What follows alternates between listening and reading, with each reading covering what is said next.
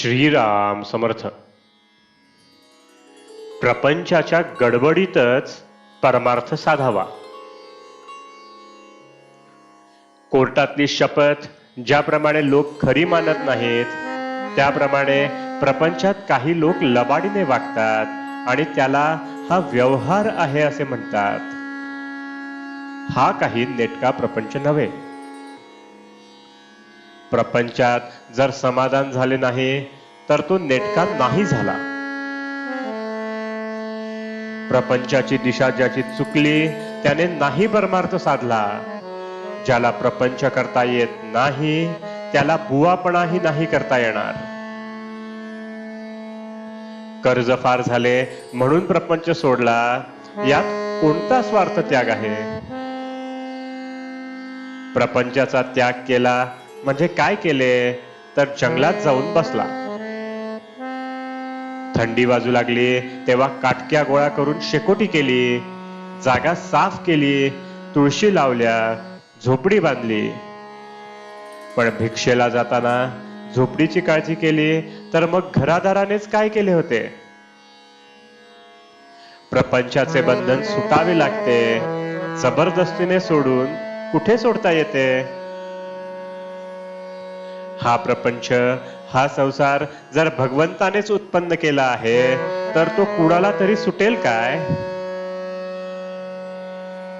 जो आसक्तीच्या आश्रयाखाली राहतो त्याला संसार आहे असे समजावे. तुकोबांना आणि ज्ञानेश्वर महाराजांना सुद्धा संसार प्रपंच होता, पण त्यामध्ये त्यांची आसक्ती नव्हती म्हणून त्यांना तो बाधला नाही. पेन्शन घेतल्यावर परमार्थ करू हे म्हणणे बरोबर नाही. या गडबडीतच प्रपंचाच्या झटापटीतच परमार्थ साधावा. सावधानता कशाची ठेवायची? तर मी जन्माला आलो तेव्हा जे कबूल केले ते करण्याची सावधगिरी ठेवायची. प्रपंच करताना लक्ष भगवंताकडे ठेवा.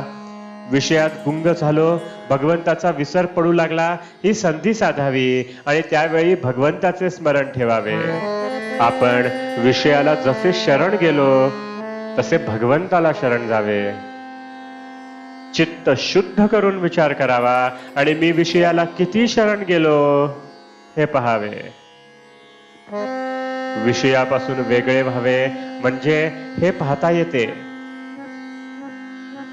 व्यसनी माणसाने व्यसनापूर्वी मी कसा वागत होतो याचा विचार करावा.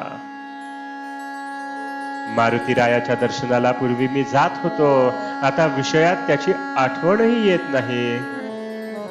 याला काय करावे? नोकरीत नाही का तुम्ही वरिष्ठाला शरण जात?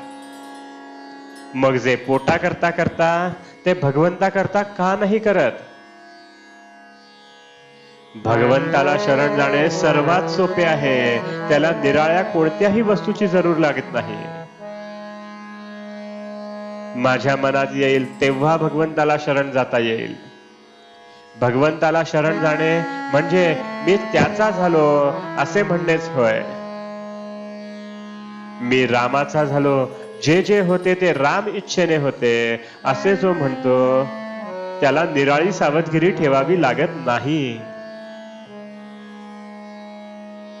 आजचे बोधवचन: प्रपंचाला माझी गरज आहे आणि मला भगवंताची गरज आहे.